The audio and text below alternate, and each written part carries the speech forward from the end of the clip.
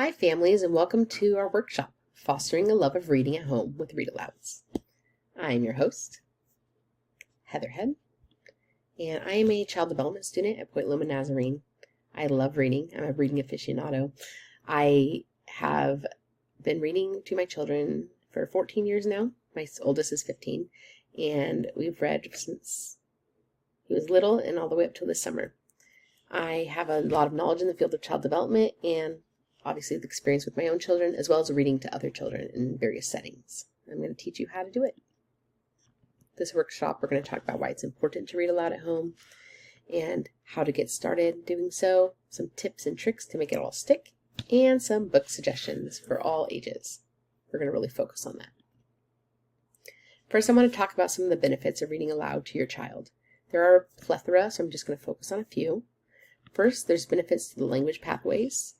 They have found, while reading to preschoolers underneath a MRI, that their left side of their brain is more lit up when they are getting read to quality books. And that is where those core pathways are for language, and that they've seen that more white brain matter is made when they read aloud quality books to their children. So it's like literally growing your brain to read to your child. Also, when you read aloud, you're exposing your child to 3 times the amount of new words types than they would just having a conversation back and forth with you. And this is because book vocabulary and book words are different than words that we would just talk to in everyday life, like at the park or at home. So when you read these words to your children, that is giving them more options to have better receptive and expressive language. And the earlier they hear it, the quicker it's going to get into their vocabulary. Secondly, when you read aloud, it's a benefit to your family involvement. First, you're partnering with your child's school. Whatever they're learning about in class, whether it be animals or the number or letter of the week, or all about different foods or the season, you can read books in the same vein at home and enforce those concepts. You're also doing what's called collaborative learning when you read aloud to your child, which is it's a two-way process. You're not just talking at your kids and teaching them something. You're asking them critical thinking questions. You're seeing what they think of the story. You're asking open-ended questions to make them really dig into the why. And it just enhances that relationship with your child. And lastly, if you have more than one child, you're engaging in what's called a literature circle when you dig into a book with a small group of children. So a lot of family involvement and connections that you make. And lastly, as we know, academics are going to be better when you read. When you read to your child, it gives them that early interest and the internal intrinsic motivation to read as they get older. They found it lasts all the way through high school. If you read aloud to your child, it gives them that intrinsic motivation to continue to do so. It also helps with emergent reading skills, obviously. And then something really interesting I found is that the higher quantity of books that you read to your child, the better their reading achievement will be. And then the higher quality of books you read to them actually makes their mathematical success more. So it's interesting. The quality is for math and the quantity is for their reading achievement. So read them a lot and read them good books. And that really will get both their math and their reading skills higher. Okay, so important way. Getting started. How do you do this? So first you got to know what to read to your child. There are a couple ways to do this. There's what's called a Lexile level, and that is a number that they assign to a book, which says how hard that book is to read for like what grade. So if it was like a 4.2 Lexile level, that means like a 4th grader in the 2nd month of 4th grade should be able to read the words in that book and understand it.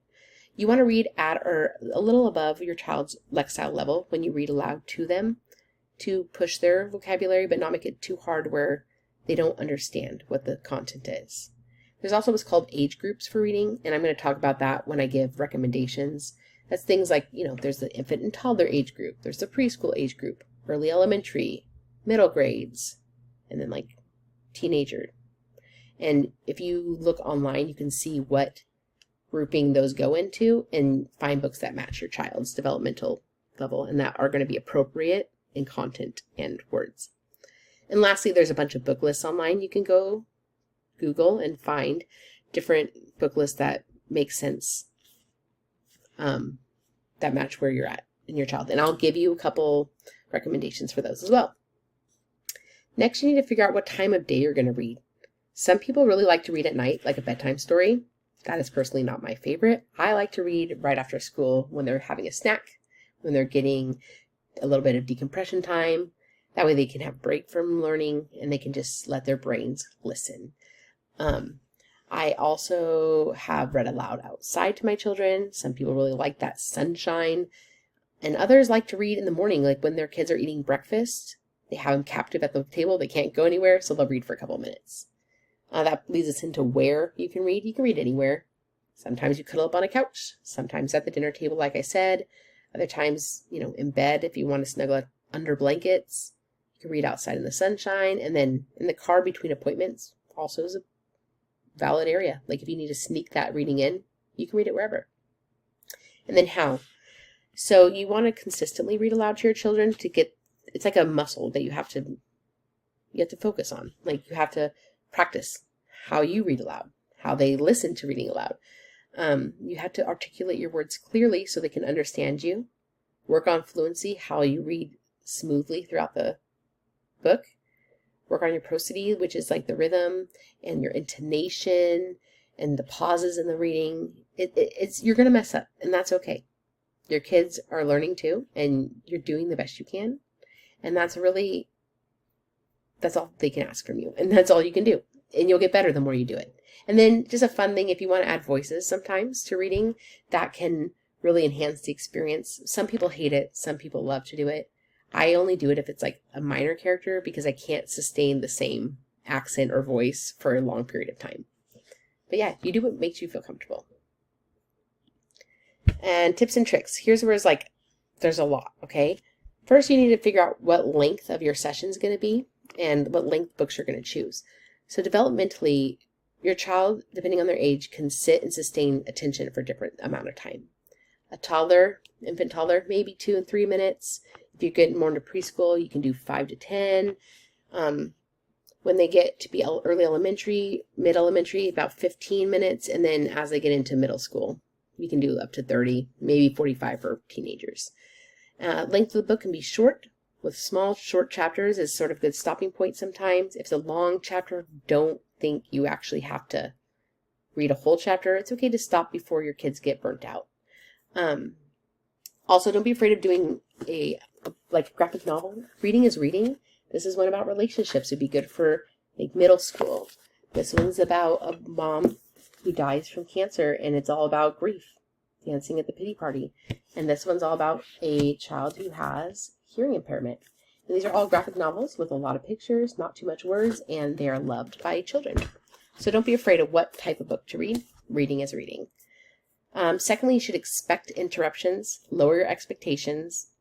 They're kids. They're going to interrupt. You can hold up your hand and say, wait till I finish the page. Or can you hold that thought until the end of the chapter? And then make sure you actually let them, ask their question afterward, because they're going to have that in their brain. To help keep interruptions at a minimum, you can employ a lot of quiet activities. It could be something like a fidget. It could be a coloring book. You could do beading, Play-Doh, crochet, anything that will keep their hands busy. Lego, stuff like that. All good choices. And it's okay for a little bit of noise to happen. Just if it gets a little loud, you can just remind them, hey, we're reading. Also, definitely keep reading to older kids. I think older kids get the short end of the stick with this because they're like, oh, they can read their own.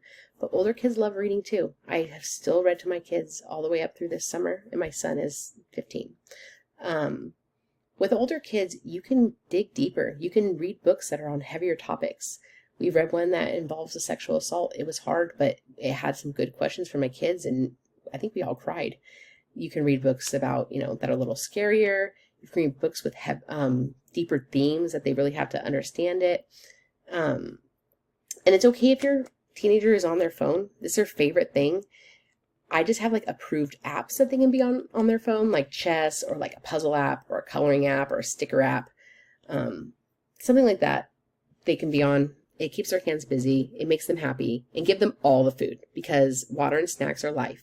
And when you read aloud for a long time, you should always have a water bottle by you, because your reading makes your your throat dry and you, you need to have water nearby. And then making traditions is always important. We personally do a 24-hour readathon every summer, and we just stay up all night eating snacks and reading books, and it's super fun to look forward to that, and it's sort of instilled that love of reading culture in our house. Lastly, don't be afraid to, it's called DNFing, do not finish a book, and if you're like not digging it and your kids are not digging it, it's okay to be like, nah, this is not for us. You don't have to finish reading every book. Excuse me. Okay, so now my favorite part, reading recommendations. So first, these are the age groups I was talking about. First, we have infants and toddlers. These are going to be board books. Sandra Bonton is a really, really popular person. And she's a really popular person.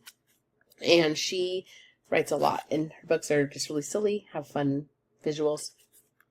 You have the typical Brown Bear books. Those are very popular. Or Carl Anything, Hungry Caterpillar. This Press Here book is really fun because it's interactive. It tells you to press the dot, and then you count them and mix them, and it like changes the colors. It's super fun. And then anything that's sensory tactile for infants especially will be really good experience for them because it engages multiple senses. And then you get to preschool age as the next age group, and this is where these are some of my favorites. I really love the Elephant and Piggy series. They're very short amount of words on each page, and his characters are just funny and lovely. He also does the Don't Let the Pigeon Drive the Bus series and the Knuffle Bunny. And there's also the Pout Pout Fish, which is a silly lyrical one. The Rainbow Fish, which is a good book about boundaries. And my kids' favorite when they're this age, The Book with No Pictures. This has no pictures, literally, but it's very silly. And my kids still request reading it sometimes with their cousins when they come over. Then we get into the early elementary. This is when you start doing the early chapter books. I don't have much here to show you, but Junie B. Jones is super fun. Mercy Watson. I have a couple that would work. This, like a Choose Your Own Adventure, Dragon versus Unicorn. It's nice because it's a one page at a time, and they can just choose where they want to go. Also, do not discount at this age to do poetry books. Shel Silverstein's really popular, short little poems. They're silly, they're fun, and they'll request specific ones sometimes. And then we go to the upper elementary. That's when you get into those really actual chapter books. Chronicles of Narnia is a great one because it is a epic fantasy. A little bit old school language, but my children really enjoyed it. And obviously, Harry Potter is great. Then you get into the middle grades, and that's when you get to, like, the Discovering Yourself books. So, like Judy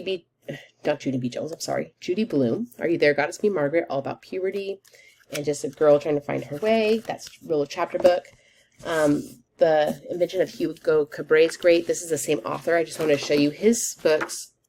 About half the pages are beautiful, like, black and white drawings, and it's just gorgeous stories. I actually have not read this one, but all his books are great that I have read.